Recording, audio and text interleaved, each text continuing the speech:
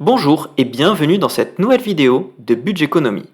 Aujourd'hui, nouvelle vidéo dans laquelle nous allons voir comment investir dans les métaux précieux et plus particulièrement dans l'or. L'or fait partie de la catégorie des métaux précieux. Mais cette catégorie d'investissement comprend différents matériaux, tels que l'or du coup, qui est un actif refuge par excellence, utilisé depuis des siècles pour préserver de la richesse. L'argent, qui est souvent considéré comme une alternative plus accessible à l'or et qui est un peu plus volatile. Le platine, qui est un métal rare, plus sensible aux cycles économiques en raison de son utilisation industrielle. Son prix peut être très volatile. Et enfin, nous y retrouvons le palladium, utilisé principalement dans les industries technologiques. Il est devenu précieux et rare, ce qui a fortement augmenté sa valeur ces dernières années. Les métaux précieux sont souvent considérés comme des valeurs refuges et stables. Ce sont aussi des produits financiers capables de répondre à un besoin de diversification efficace permettant de faire fructifier votre épargne et d'adopter une protection contre l'inflation et l'instabilité économique. Il existe plusieurs façons de détenir des métaux précieux. Vous pouvez opter pour des métaux précieux de façon physique, que ce soit par l'intermédiaire de pièces ou de lingots, ou alors des métaux précieux sous la forme dite papier. Il s'agit de produits financiers tels que des ETF liés aux métaux précieux, des actions de sociétés minières, ou enfin des contrats et certificats sur les métaux précieux. Commençons par parler de la détention physique. L'or physique peut être acheté à un comptoir ou en ligne. Vous devez payer une prime sur le montant de l'or acheté, correspondant à la rémunération du vendeur. La prime correspond à la différence entre le prix de vente et la cotation de l'or. Vous trouverez facilement des sites internet qui proposent de l'achat et de la vente d'or physique. En ligne, vous pourrez certainement bénéficier de primes inférieures à celles pratiquées lors des comptoirs physiques. Les vendeurs en ligne livrent votre commande avec une assurance en cas de perte ou de vol du colis. Votre or est donc protégé jusqu'à ce qu'il soit livré à votre domicile. L'achat de métaux physiques peut se faire sous différentes formes. Commençons par les plus connus, les lingots.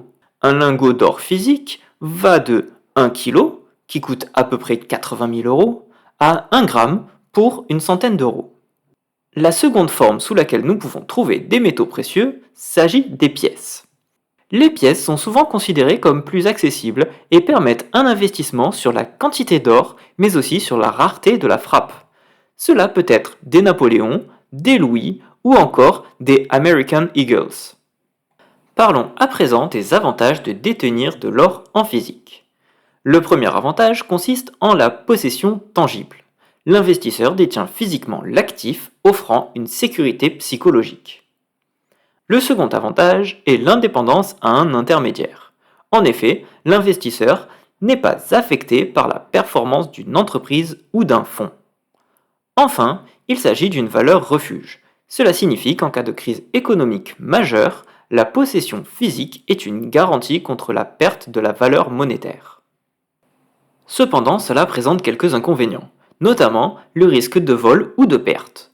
La sécurité de l'investissement repose sur un dispositif de stockage, que ce soit un coffre-fort personnel ou bien au sein d'une banque. Si vous décidez de le stocker dans une banque, le coût du stockage peut être non négligeable, que ce soit pour le stockage ou pour l'assurance. Les frais peuvent donc réduire la rentabilité de cet investissement. Dernier inconvénient, la liquidité. La vente peut parfois prendre du temps et selon la demande et le type de produit que vous avez, ce temps peut être plus ou moins important. Terminons par parler de l'imposition. Pour la détention d'or en physique, il existe deux types d'imposition. La taxe forfaitaire de 11,5%, qui est une taxe forfaitaire, comme son nom l'indique, d'un montant de 11,5% du montant de la vente totale réalisée. Cette solution est appliquée notamment lorsque le vendeur n'a pas de facture d'achat pour prouver le montant de la plus-value. A contrario, lorsque le vendeur possède une facture d'achat, il peut opter pour l'imposition sur la plus-value réelle à hauteur de 36,2%. Il s'agit d'une taxe à hauteur de 36,2% du montant de la plus-value générée par la vente. Ce régime inclut un abattement de 5% par an à partir de la troisième année de détention, ce qui permet une exonération totale à partir de la 22e année de détention. Notons que pour les autres métaux, il n'existe pas de régime particulier. Lors de l'achat, le régime de la TVA à hauteur de 20% du montant d'achat est donc appliqué, et pour la vente, il s'agit du régime des plus-values qui sont imposées à hauteur de 36,2%.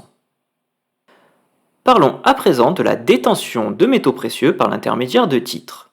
Les ETF, ou Exchange Traded Fund, permettent d'investir dans les métaux précieux de manière indirecte. Ils suivent le cours d'un métal spécifique, comme l'or ou l'argent, sans nécessité de stockage physique. Vous l'aurez compris, les avantages est l'accessibilité. Les ETF sont négociés comme une action en bourse, ce qui permet un investissement accessible. Il n'y a aucune contrainte sur le stockage, que ce soit une contrainte physique ou des frais liés à la sécurité ou à l'assurance de votre lieu de stockage. Et enfin, les ETF garantissent une liquidité. En effet, ils peuvent être achetés et vendus instantanément par l'intermédiaire des marchés financiers. Notons cependant un certain nombre d'inconvénients. Le premier consiste en la dépendance des intermédiaires financiers. En cas de défaillance de la société émettrice de l'ETF, les investisseurs peuvent être exposés à un risque. Notons également qu'il n'y a pas de détention physique, ce qui peut être moins rassurant en cas de crise financière majeure par exemple. Et enfin, notons qu'il y a des frais de gestion. Les ETF peuvent inclure des frais annuels, généralement faibles, mais qui sont à considérer pour un investissement long terme. Concernant l'imposition, nous sommes sur des produits financiers. Ils sont donc imposés à la flat tax, qui est une imposition à hauteur de 30% sur les plus-values réalisées. Vous pouvez toujours opter pour le barème à l'imposition sur le revenu si cela est plus avantageux pour vous. Vous pouvez également investir dans des actions minières. Cela permet d'investir dans des entreprises spécialisées dans l'extraction de métaux précieux qui permet de profiter de l'augmentation potentielle des prix de ces métaux tout en se diversifiant. Au niveau des avantages, il y a le potentiel de croissance, en cas de hausse des prix des métaux, mais aussi pour les entreprises qui peuvent bénéficier de rendements élevés. Notons également la possibilité de dividendes. En effet, certaines sociétés minières servent des dividendes, offrant ainsi des revenus complémentaires.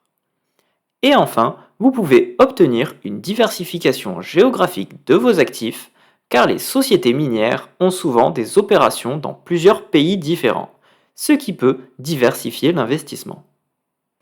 Notons cependant un risque opérationnel. Les performances peuvent être affectées par des facteurs spécifiques à une entreprise, la gestion, un incident technique ou enfin un conflit social. Il y a également un risque lié au marché boursier. Les actions minières sont souvent plus volatiles que les métaux précieux en eux-mêmes. Tout comme les ETF, les actions minières sont imposées à la flat tax, c'est-à-dire à hauteur de 30% des plus-values réalisées. Dernière méthode d'investissement, les certificats ou les contrats. Il est possible d'investir dans des certificats ou des contrats sur les métaux précieux.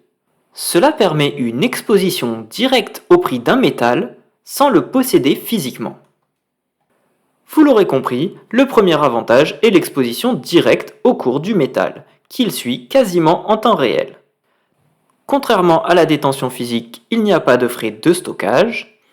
Et enfin, il y a la possibilité d'utiliser un levier financier.